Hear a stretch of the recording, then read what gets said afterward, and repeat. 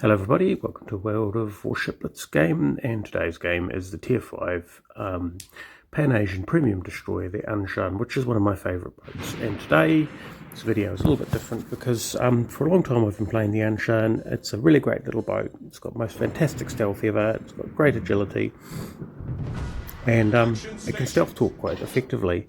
So today I thought I'd try a bit of an experiment to see how much different the camo makes. So here we are, we're going into battle in the Anshan without any camo. So I have the historical camo for this boat, which provides a 4% improvement in concealment and a 4% improvement in torpedo range, which together makes for quite a nice little stealth torping buffer.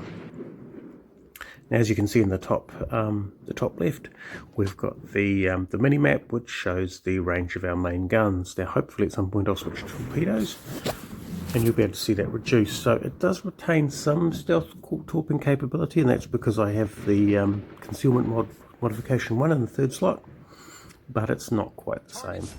And here we go, we've got a Fushin. He's smoking up.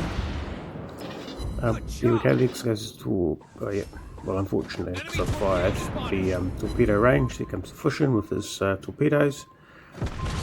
That's handy. So we fire some torpedoes to cut off his escape. Now, the thing about the Anshan's torpedoes, he's not actually trying to escape. That's interesting. Give him another lot. Oh no, there we go. Put up some smoke.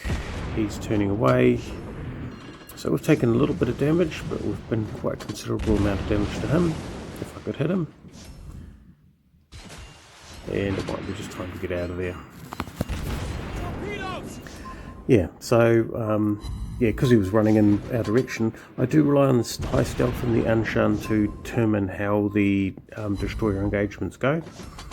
He's escaped into his friendly fleet, which is a good place to be, because yeah, I don't think I can really go in there, and even being here is a bit of a risk. We've got New Mexico, although that New Mexico looks a bit distracted. Well, that New Mexico needs to be more distracted because, well, here we go. So we're putting the, oh, he's having to turn to react to those torpedoes. The Emerald really is in the wrong place.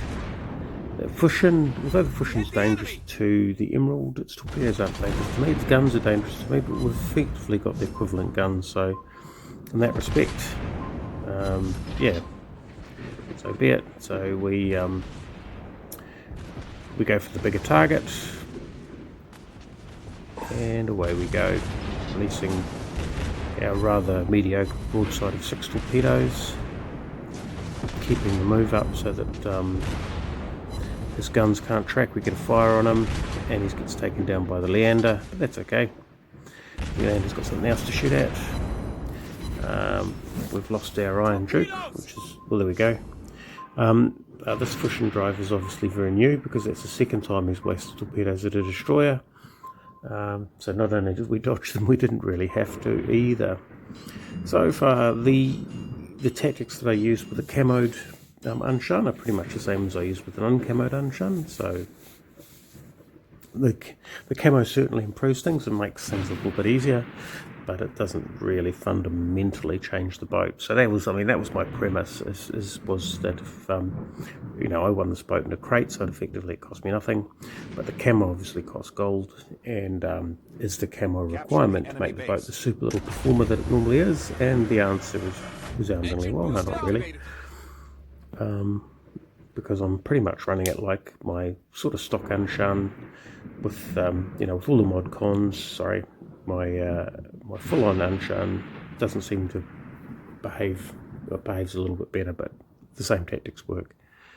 So here we are, we're sort of driving around, looking for targets. There's 3 in the enemy team, they are all on the other side of the map.